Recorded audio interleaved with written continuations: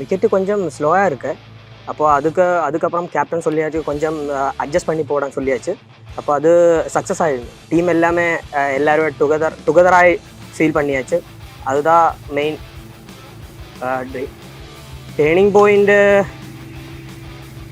அவருக்கு விக்கெட்டு கொஞ்சம் இனிஷியலாக ரன்னு போயிருந்தால் கொஞ்சம் டிஃபிகல்ட்டாக இருக்குது. பட் அவர் இனிஷியலாக விக்கெட் எல்லாம் தொடர்ந்து கண்டினியூஸாக போய்கொண்டிருக்கு. இப்போ கொஞ்சம் டிஃபிகல்ட்டாக இருந்த ரன்ஸ் வரானாயிட்டு விக்கெட்டு அப்படி கொஞ்சம் டூ பேஸாக இருக்குது. கொஞ்சம் ஸ்லோவாக வருது.